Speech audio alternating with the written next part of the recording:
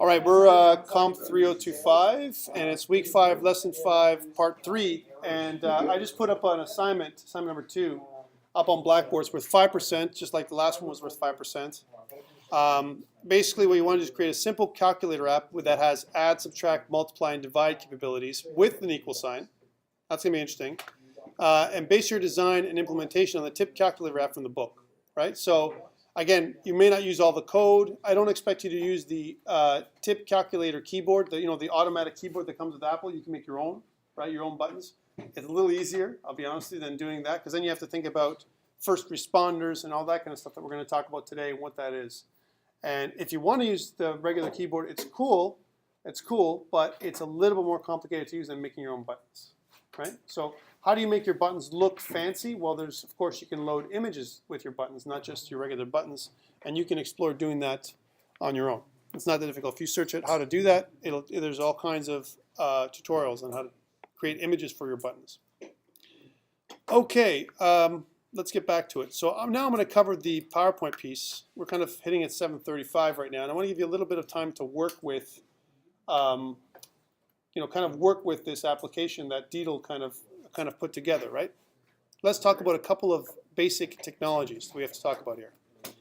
So we're going to talk Swift programming again, and we kind of looked at that already, right? I'm not going to go over the Swift programming piece with what the UI framework. These are all the different Cocoa Touch frameworks that are included that you can access. Believe it or not, there's all kinds that are already pre-built for you. Things like StoreKit and WebKit, if you want to connect to the web. All kinds of other things that are kind of really, really cool. MapKit is very interesting. It's not listed here. But there's all kinds of other ones that you can kind of connect to. Oh, it is listed here. It's under Layer, MapKit, right? All kinds of awesome kind of functionality and connections that you can connect with and to use all the different sensors in your phone and so on. So we're going to skip through this. We're going to talk a little bit about view controllers. I kind of given you that. I said, Class UI ViewController is the basic view controller for all other view controllers that inherit from it. Okay? So everything that happens for us right now, the one we want to worry about, like we talked about, the app delegate class, appdelegates.swift file, don't worry about that so much. It's the UI view controller that you want to mess with in the beginning when we first start any kind of application programming for with Swift in iOS 8. Okay, so that's the one thing you want to think about. Again, we're going to use interface builder to make everything, which is part of Xcode.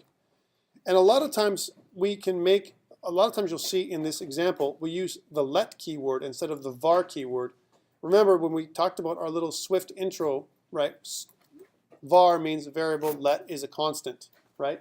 And sometimes you'll see that if let, whatever the variable name or the constant name is, equals to blah blah, then it's almost like you're assigning a constant and saying when this is activated, then do this, right? It's a very interesting, different way of doing things.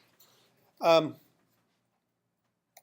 again, when we talk about a variable, the difference between a variable, an instance variable, and a property is that a property has getters and setters, and they're built into how we use them here in Swift with iOS. We talked about the IB outlet properties and how IB outlets have the ability for us to, it creates a reference. It's a reference type, and we create a reference to our objects that live inside the storyboard. That's what the IB outlets are, right? And we have action methods, or event listeners, if you will, that connect our buttons and other controls into the view controller file so we can manipulate them, right? We can actually get messages from the controls through IB actions into our Swift file, which is a view controller file.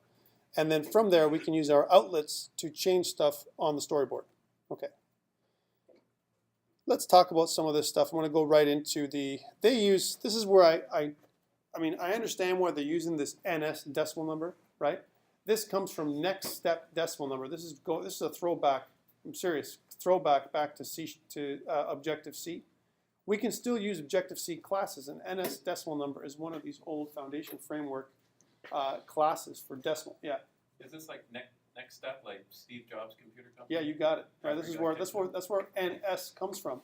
Anytime you see an NS something else, It means next step. That's where it comes from. And we're getting it from, we're inheriting this whole thing, these classes from this Objective-C library that used to exist in this. It's called a foundation framework, right?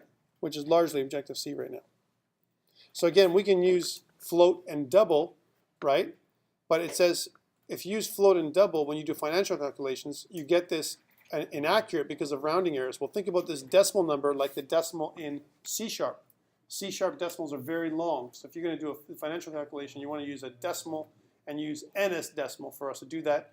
We're not going to use NS decimal here with our calculator because, you know what, you're just doing simple addition, subtraction, multiplication, division, right? Again, I would use just a regular float. That's good enough, or a double might be good enough even for some of the stuff that you're going to do with your calculator, right?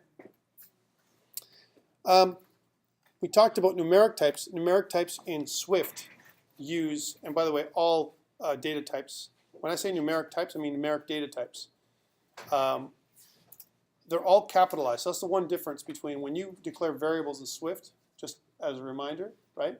We have to use a capital I for int, capital F for float, capital D for double, right? Because they're classes in many ways. They're data types, but they're also these classes, and they include methods. For example, an integer has, you can also go int max as an example for, or int min, right? That are included for minimum and maximum values for integers. You can determine that. You can say, what's my minimum and maximum for this integer type?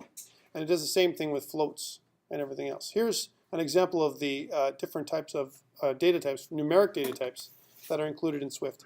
And this is what they're telling you. A double is pretty accurate, gives you some pretty good accuracy, but they're saying even this for financial calculations is not really accurate. So we use the NS decimal number. That's what we use for, just like we normally would use decimal, the decimal data type in C# or Java or another language, right? Decimal. Okay, that's why we use NS decimal. The operators are all the same, so if you think that they're going to be different in Swift, because in Swift, wrong, it's plus, minus, and you're going to use these things today. Don't care about remainder. I don't want you to make a remainder operator. There's no need for that right now. Just stick to the basics, okay, for what I'm asking you to do. And also, we're not going to use this localized string from number thing because we're not going to use this. We're not going to do internationalization with our app, okay? We're going to skip that piece. I think it's a little bit advanced, and sometimes it confuses the crap out of people. Here's some C# or Objective-C equivalents. So NS street, NS array, NS mutable array, NS dictionary, NS mutable dictionary, they all have Swift counterparts where you don't use. Once you see NS, you know it's an old school Objective-C structure that you're importing into Swift. Now they're all available for you inside Swift. So let's say you're reading, and no joke of a lie, if you were going to kind of follow some kind of Objective-C tutorial, you could mix Objective-C classes and functions and everything else very easily with Swift, right? So if you found only some Objective-C and you wanted to do something, you could totally do it. And you can actually include NS string. Swift would understand NS string in a .swift file because they made some really good bridging between the two types. Okay. Now, this is what you may have to do, because what we're doing here is we're talking about operator overloading, right? So I want to make my own type of plus. What does plus mean, right? I know, you're shaking your head. Don't do it. You don't have to, right? All it means is when you click the plus button, you do your operation on behind the scenes. But let's say we want to make this binary operator happen where we have two operands. The operand would be on the left-hand side, you have a number, you click the plus, and then you have an operand on the other side, right, whatever the number would be. Well, what you're really trying to do is you're trying to set up a string. You're creating a string. This is what I would recommend how you do your calculator, right? You set up a string, you do your number plus, and then you do another number, and then you interpret that string. You convert your string into an integer, read what the operand is, or the operator is, if it's a plus, minus, divide, or whatever, and then you can create your calculator for that. That's how I recommend you do it. I don't recommend.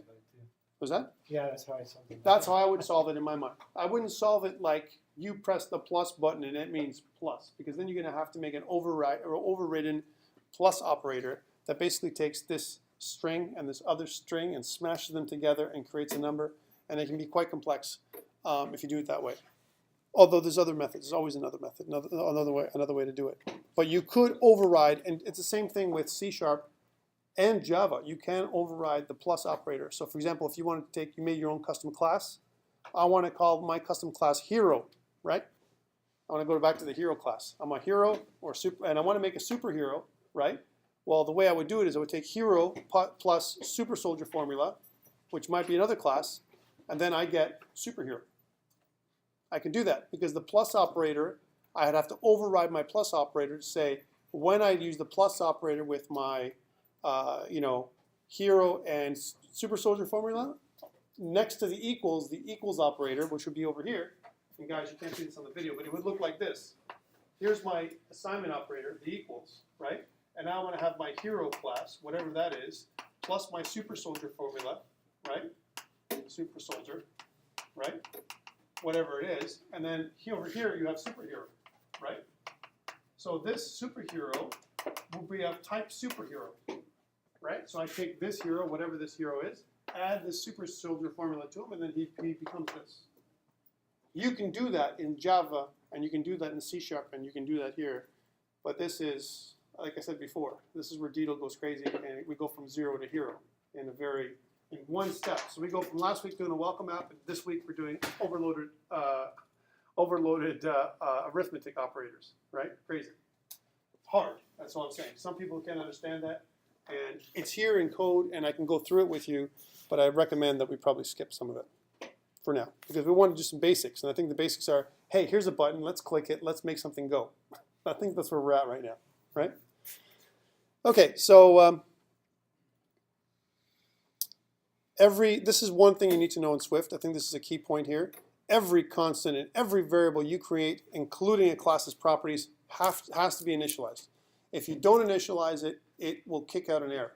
Like if you just declare the variable but don't initialize it, it'll say, don't know what this is, can't build, right?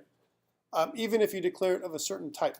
If you don't declare it of a type, and if you just assign it, then it automatically creates, it does type inference like we talked about before. Within, I think class 2 we talked about type inference, because it allows you to do that. But you need to initialize it. And if you don't, you can create something called a, this is really weird, a conditional type, right? Which is, the type is basically, you use a question mark, right? And you wrap up this conditional, this optional is what it's called. You wrap up the optional with a question mark, and then Swift goes, well, we don't know what it is, it's okay. He's kind of marked it as an optional, so we may use it, we may not, and I'm okay with it. And when I implicitly or explicitly unwrap the type, I use an exclamation mark. When I use an exclamation mark next to the actual variable or constant, I unwrap it, and then I'm good with it. They're okay with it. And you'll see that notation, question mark for an optional, and an exclamation mark for unwrapping the optional and making it so that I'm assigning. You'll see what I'm talking about.